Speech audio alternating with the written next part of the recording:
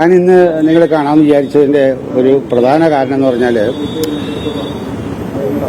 ഇന്നത്തെ സംഭവവികാസങ്ങളെല്ലാം കാണുമ്പോൾ മാധ്യമത്തിൽ വരുന്ന കാണുമ്പോൾ ഒരുപാട് വിഷമം ഉണ്ടാവുക. അപ്പോൾ ഞാൻ ഒരുപാട് ബഹുമാനിക്കുന്ന പരിണിതപ്രച്ഛനായ സുധാകരൻ സാറ് വരെയും വന്ന് അമ്മ പിരിച്ചുവിടേണ്ട സമയമായി എന്നൊക്കെ പറയാം.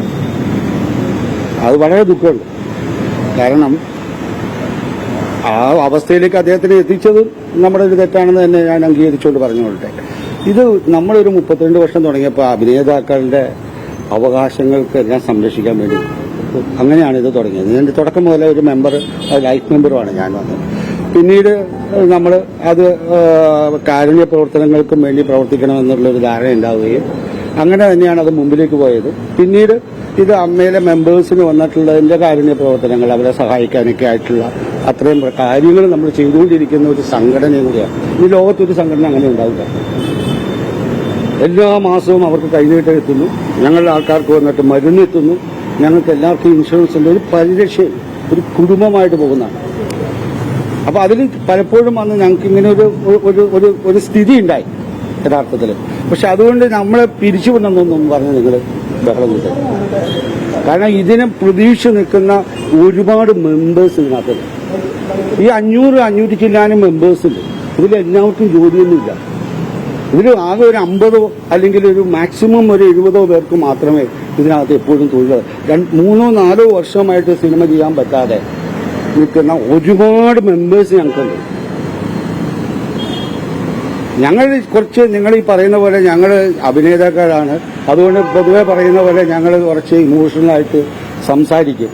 അപ്പം അത്തരത്തിലുള്ള കാര്യങ്ങൾ ഞങ്ങൾ സംഭവിച്ചു പോയിട്ടുണ്ട്. അതിന്റെ പേരിൽ നമ്മുടെ സംഘടന തന്നെ ഇല്ലാതാക്കണമെന്നൊന്നും ഒരിക്കലും അങ്ങനെയുള്ളൊരു രീതിയിലേക്ക് നിങ്ങളും പോകരുത്, അഭിപ്രായങ്ങളും വരരുത്. അത് നമുക്ക് ഒരുപാട് വേദന ഉണ്ടാക്കുന്നതാണ്. കാരണം ഇത് ഒരുപാട് പേരുടെ ജീവിതം ഇതിനകത്തുണ്ട്. അതെനിക്ക് വളരെയധികം വിഷമമുണ്ടായി. ഇപ്പോൾ ഞാൻ അതുകൊണ്ടാണ് വിചാരിച്ചത്, കാരണം ഇതൊരു അപേക്ഷയാണ്. ഈ സംഘടന നിലനിൽക്കണം.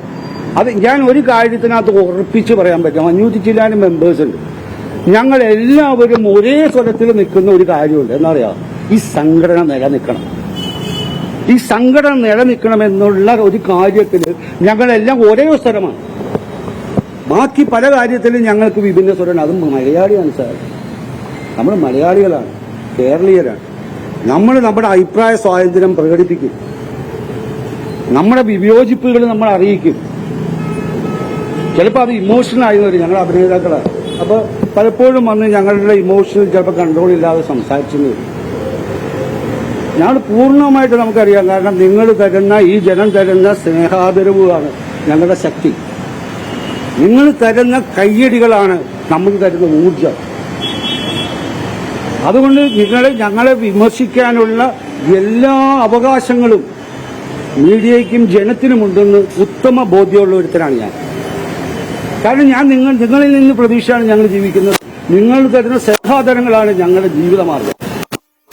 നിങ്ങൾക്ക് വിമർശിക്കാം, ഞങ്ങളുടെ തെറ്റുകൾ ചൂണ്ടിക്കാണിക്കാം. പക്ഷെ ഞങ്ങൾ ഇല്ലാതാവണമെന്ന്, ഞങ്ങളുടെ സംഘടന ഇല്ലാതാവണമെന്ന് ഒരിക്കലും നിങ്ങൾ പറയരുത്.